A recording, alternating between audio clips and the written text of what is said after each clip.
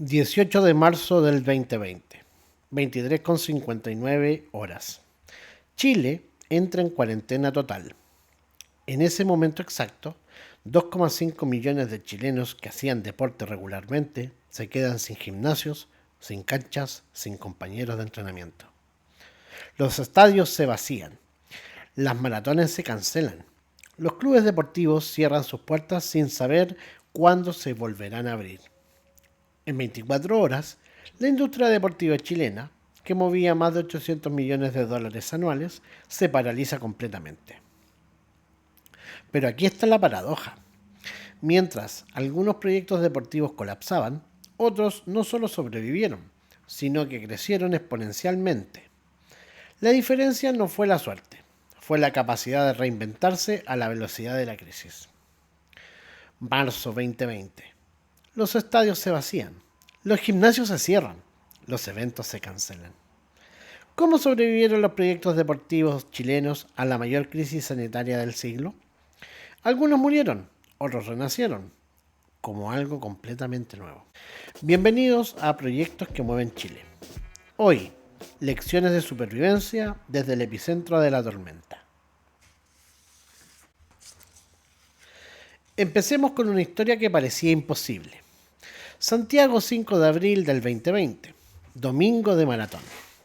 Pero en lugar de 25.000 corredores congregados en Providencia, tenemos algo que nunca antes se había visto.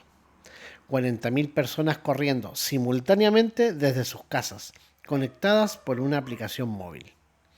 La Maratón de Santiago 2020 acababa de hacer historia como el primer evento masivo virtual exitoso de América Latina. Pero llegar ahí no fue casualidad, fue supervivencia pura. Retrocedamos 20 días. 15 de marzo, oficinas de Fundación Imagen de Chile. Carolina Hernández, directora del evento, recibe la llamada que todos temían. Carolina, hay que cancelar la maratón. No podemos tener 25.000 personas juntas en plena pandemia. En ese momento, Carolina tenía dos opciones. Devolver el dinero de las inscripciones y perder 2 años de trabajo, o intentar algo que nadie había hecho antes. Eligió la opción más difícil. En 72 horas, sí, en 72 horas, el equipo de la maratón diseñó un proyecto completamente nuevo. No era adaptar el evento presencial, era crear algo que nunca había existido. Una maratón donde cada corredor estaría en su propio circuito, pero todos estarían conectados digitalmente. La logística era compleja.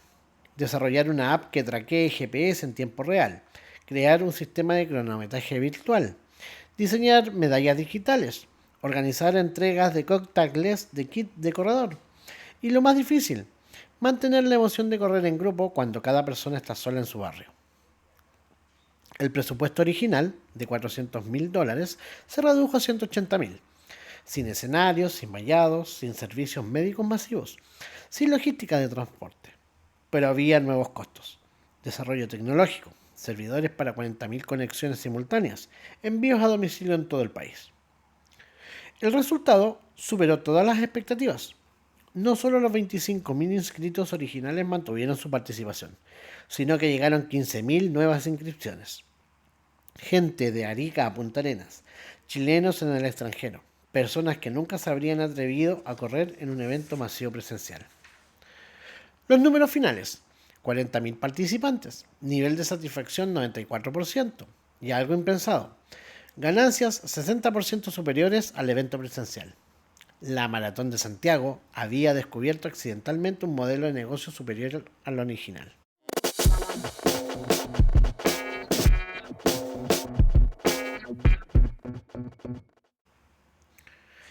Pero no todos los casos de reinvención vinieron del sector privado. El Instituto Nacional de Deporte enfrentó un desafío existencial. ¿Cómo cumplir la misión de promover el deporte para todos los chilenos cuando nadie puede salir de su casa? La respuesta fue el proyecto Deporte en Casa, la digitalización más rápida y masiva en la historia del deporte público chileno. Pero llegar ahí requirió una transformación interna radical. Seamos honestos, en marzo de 2020 el IND era una institución análoga en un mundo digital. Sus programas se ejecutaban presencialmente, Sus profesores eran de la vieja escuela y su plataforma web apenas servía para subir documentos PDF. El director nacional del IND tenía 15 días para crear algo que normalmente toma 2 años. Una plataforma digital capaz de atender a millones de usuarios simultáneamente. El presupuesto aprobado de emergencia, 800 millones de pesos. La decisión más inteligente fue no intentar inventar nada. En lugar de desarrollar tecnología propia, aliarse con plataformas existentes. YouTube para los videos, Instagram para la interacción, WhatsApp para los grupos de apoyo y Zoom para las clases en vivo. Pero el verdadero desafío no era tecnológico, era humano. ¿Cómo convencer a profesores de 50 años, acostumbrados a enseñar cara a cara, de que grabaran videos desde su living? ¿O cómo mantener la motivación de usuarios que estaban deprimidos, encerrados, sin rutinas? La respuesta vino desde una fuente inesperada. Los mismos usuarios. Las clases de aeróbico virtuales se convirtieron en reuniones sociales. Los challengers de flexiones crearon comunidades online. Los live de yoga se transformaron en terapia grupal informal. Para diciembre del 2020, Deporte en Casa había alcanzado números impensables. 2,5 millones de beneficiarios únicos, 15 millones de visualizaciones, presencia en todas las regiones del país, incluidos lugares donde el IND nunca había llegado físicamente. Pero lo más importante, habían descubierto que la modalidad virtual no reemplazaba la presencial, la complementaba. Usuarios que jamás habrían ido a un gimnasio municipal ahora hacían deporte regularmente desde casa.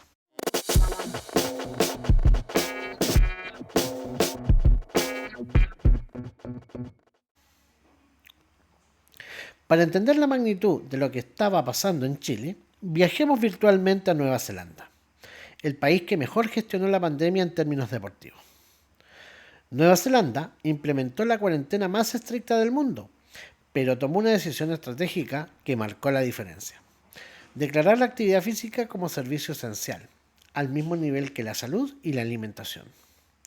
Su programa Active In at Home se lanzó 48 horas después del lockdown, con un presupuesto de 12 millones de dólares neozelandeses para una población de 5 millones. En Chile, con población 4 veces mayor, invirtió el equivalente a 1,2 millones de dólares. La diferencia no estaba en el dinero, sino en la estrategia. Nueva Zelanda no intentó digitalizar programas existentes. Creó contenido específicamente diseñado para el confinamiento. Videos de 10 minutos para apartamentos pequeños. Rutinas familiares para padres con hijos. Ejercicios con objetos domésticos. Pero la genialidad estuvo en la personalización masiva. Su algoritmo recomendaba rutinas basadas en el espacio disponible, los integrantes de la familia y hasta el nivel de ruido permitido según el tipo de vivienda. Resultado: Nueva Zelanda no solo mantuvo sus niveles de actividad física durante la pandemia, los incrementó en un 23%. Chile logró mantenerlo, lo cual ya es un éxito, pero evidenció que había margen para ser más ambiciosos. Y aquí la lección. En crisis globales, los países que mejor se adaptan no son necesariamente los que tienen más recursos, sino los que toman decisiones más rápidas y estratégicas.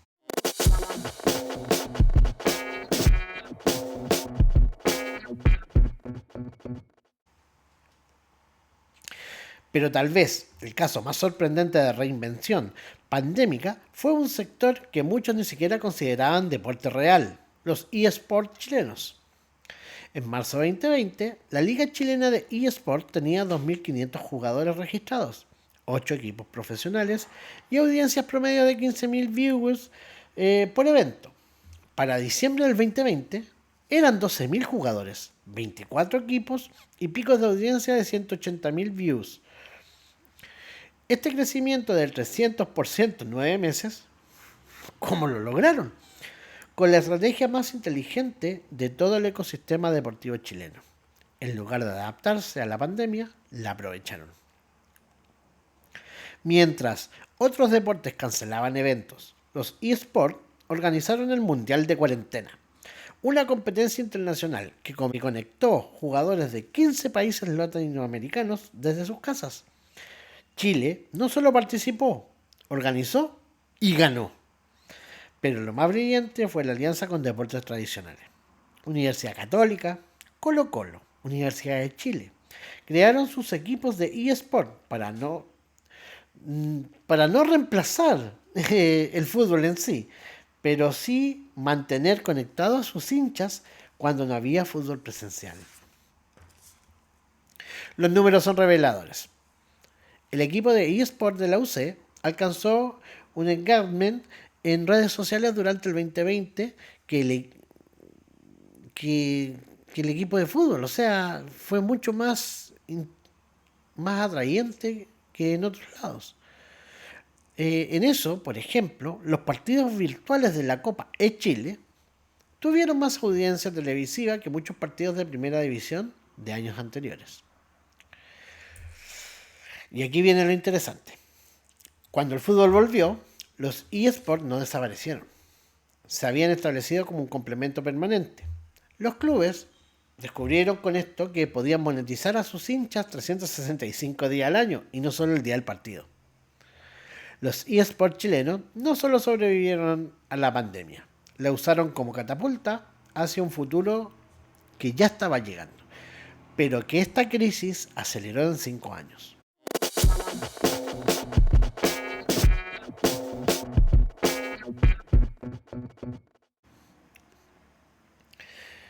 Pero no todas las historias tienen un final feliz. Por cada proyecto deportivo que se reinventó exitosamente, hubo 2 que no lograron sobrevivir. Sus historias también merecen ser contadas. Por ejemplo, la Asociación de Gimnasios de Chile reportó el cierre definitivo de 340 establecimientos entre marzo y diciembre del 2020. No hablamos de clausuras temporales, sino de quiebras definitivas. 340 proyectos deportivos que murieron en 9 meses. El caso más emblemático, la cadena Fitness Total, que había crecido 15 años hasta llegar a 12 sucursales en Santiago y regiones. Su modelo de negocio dependía completamente de membresías mensuales y ocupación física. Cuando llegó la pandemia, los ingresos se redujeron a cero, pero los costos fijos continuaron. Renato Gómez, el fundador, intentó todo: clases virtuales, entrenamiento personalizado online, venta de implementos deportivos, incluso delivery de batidos proteicos. Nada funcionaba. En agosto de 2020, después de 15 años construyendo la empresa, tuvo que cerrarla definitivamente. Pero, ¿por qué Fitness Total fracasó mientras otros proyectos funcionaban tan bien? La diferencia estuvo en la flexibilidad estructural.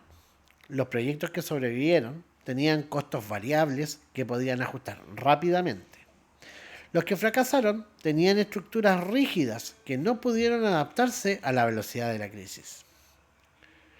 La segunda diferencia fue la relación con los usuarios. La Maratón de Santiago tenía una comunidad de corredores leales que los siguieron a donde fuera. Deporte en Casa creó comunidades de cero.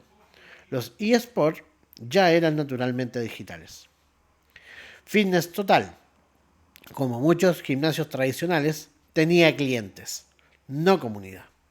Cuando desapareció el servicio físico, no quedó nada que mantuviera unida a esa gente. Esta es tal vez la lección más dura de la pandemia. En crisis extremas, la diferencia entre supervivencia y extinción no está en el tamaño del proyecto o la cantidad de recursos. Está en la profundidad de la conexión humana que has construido.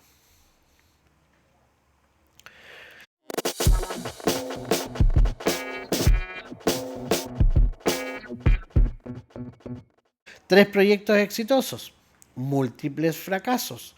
Una pregunta clave: ¿qué separa a los que se reinventaron de los que desaparecieron? Un primer factor, la agilidad en la toma de decisiones.